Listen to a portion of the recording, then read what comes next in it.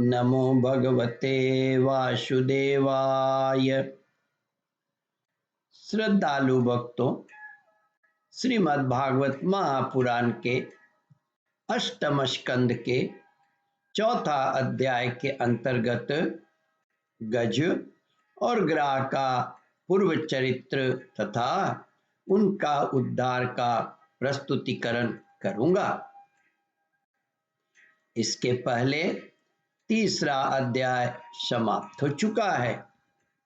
जहां तक आप कथा श्रवण कर चुके हैं उसके आगे का प्रस्तुतिकरण करता हूं।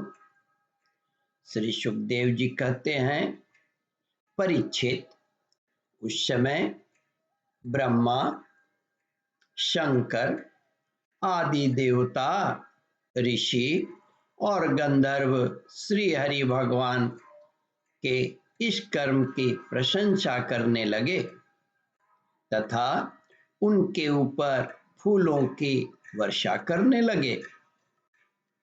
स्वर्ग में दुंदुभियां बजने लगी, गंधर्व नाचने लगे और गंधर्व नाचने और गाने लगे। ऋषि, चारण और सिद्धगण भगवान पुरुषोत्तम की स्तुति करने लगे।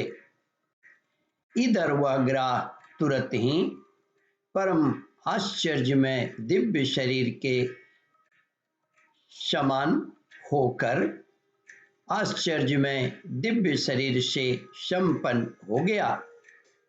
यह ग्राह इसके पहले हुहु नाम का एक श्रेष्ठ गंधर्व था।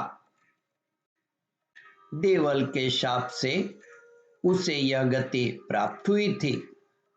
अब भगवान की कृपा से वह मुक्त हो गया। उसने सर्वेश्वर भगवान के चरणों में सिर रखकर प्रणाम किया।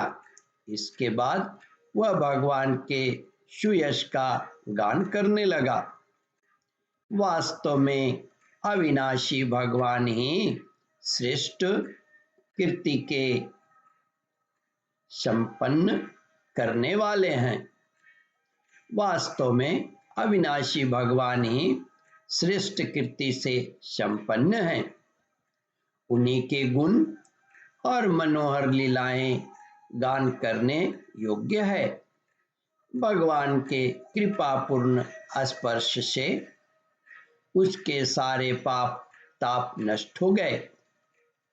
उसने भगवान की परिक्रमा करके उनके चरणों में प्रणाम किया और सबके देखते देखते अपने लोक की यात्रा की। गजेंद्र भी भगवान का स्पर्श प्राप्त होते ही अज्ञान के बंधन से मुक्त हो गया। उसे भगवान का ही रूप प्राप्त हो गया। वह पीतांबर धारी एवं चतुर्भुज बन गया। गजेंद्र पूर्व जन्म में द्रविड़ देश का पांड्यवंशी राजा था। उसका नाम था इंद्रद्युम्न। एक बार राजा इंद्रद्युम्न राजपाट छोड़कर मलय पर्वत पर रहने लगे थे। उन्होंने जटाएं बांध ली, तपस्वी का वेश धारण कर लिया। एक दिन स्नान के बाद पूजा के समय मन को एकाग्र करके एवं मौन व्रती होकर वे सर्वशक्तिमान भगवान की आराधना कर रहे थे।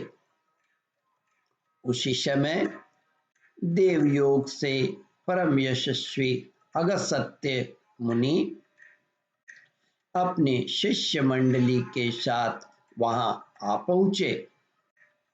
उन्होंने देखा कि यह प्रजा पालन और गृहस्थोचित अतिथि सेवा आदि धर्म का परित्याग करके तपस्वियों की तरह एकांत में चुपचाप बैठकर उपासना कर रहा है।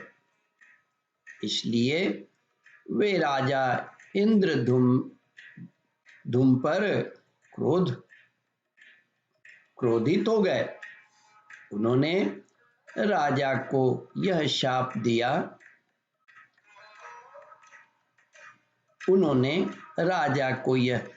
दिया।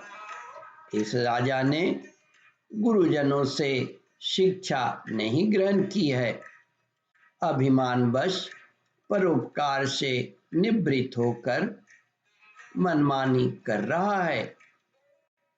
ब्राह्मणों का अपमान करने वाला यह हाथी के समान जड़ बुद्धि है, इसलिए इसे वही घोर अज्ञानमय हाथी की योनि प्राप्त हो। ओम परमात्मने नमः। श्रद्धालु भक्तों, इस कथा को ध्यान पूर्वक श्रवण, मनन और इसका चिंतन करें। इस कथामृत का रसास्वादन अपने बंधु बांधवों को भी करावें। इस वीडियो को शेयर और सब्सक्राइब करें। ओम परमात्मने नमः।